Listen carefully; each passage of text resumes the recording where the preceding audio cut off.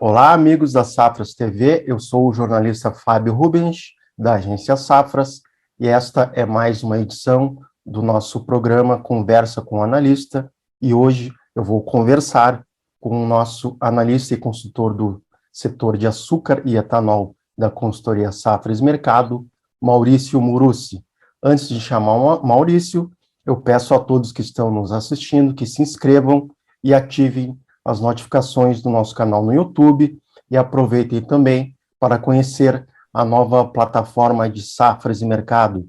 Maurício, bem-vindo de volta ao nosso Safras Entrevista. Muito boa tarde, Fábio, muito boa tarde, espectadores aí do canal Safras TV, e com um grande prazer que eu estou aqui para a gente conversar sobre o mercado de açúcar, né? Então, vamos lá. Qual foi o grande destaque do setor de açúcar e etanol na segunda semana de maio? Bom, esse período, né, foi marcado pela atualização dos dados quinzenais da Única, relativos aí ao mês de abril, né, segunda metade de abril, os números fechados de abril.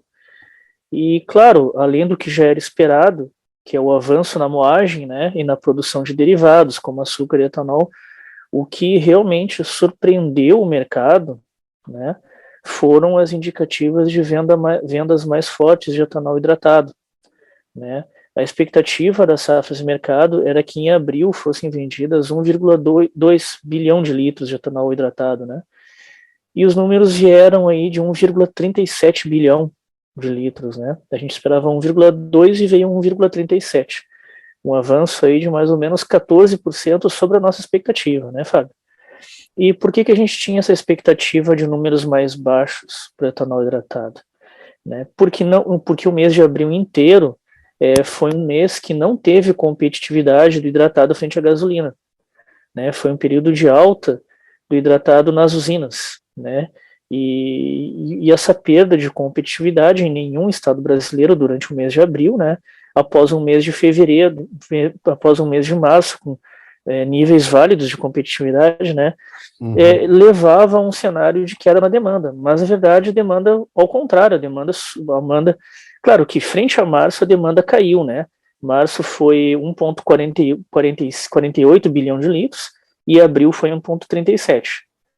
Caiu de março para abril. Mas a nossa expectativa era de uma queda bem mais profunda do que a que realmente ocorreu, né? E apesar da queda da competitividade, é que a gasolina subiu bem mais, né? Então, mesmo sem ser competitivo, o hidratado se mostrava mais barato que a gasolina e que acabou captando uma demanda maior do que se esperava. Eu vou compartilhar uma tela para ilustrar o que tu tá comentando, Maurício. Pode continuar. E basicamente, com esses dados aí de abril, que mostraram um cenário bem interessante para a demanda, né?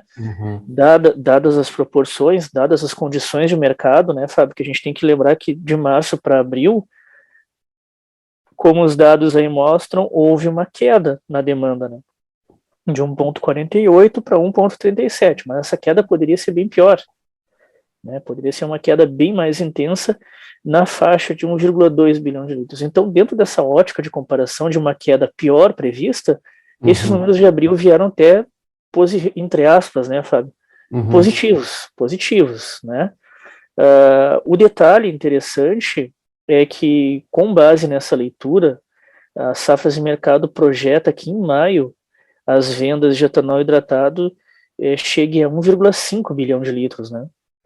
E a nossa expectativa inicial era que em maio tivesse venda de 1,1 bilhão de litros, mas agora, com esse cenário de abril, a gente aumentou essa expectativa para 1,5 bi. Por quê? Porque maio, a segunda quinzena de maio, né, que vai começar agora nessa terceira semana, né, de maio, e ela vai ser um período em que a competitividade do hidratado vai se mostrar mais válida.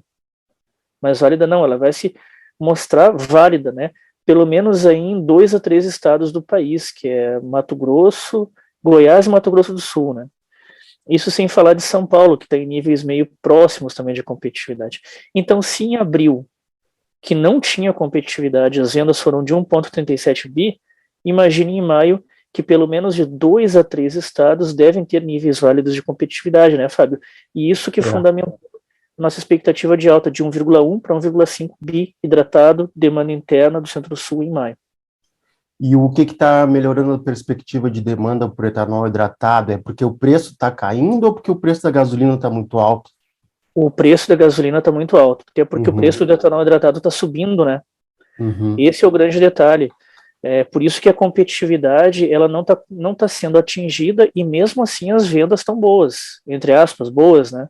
Sim. E é porque a gasolina está muito cara, né? E depois desse ajuste de alta que a Petrobras fez no diesel, no início da segunda semana de maio, de 9%, se eu não me engano, no diesel S100, né? Que é o diesel dos caminhões usado nas estradas, né? Que é o que contamina todo o frete logístico, toda a inflação via transportes. Depois dessa alta da Petrobras, há um grande comentário no mercado de que ao longo da terceira semana de maio, né, que é a semana que nós estamos começando agora, né, seja marcada por um ajuste de alta da Petrobras. Lembrando que os preços do petróleo na sexta-feira, né, dia 13, estavam em alta. E durante de novo, não foi uma alta isolada, de novo, e o real desvalorizado.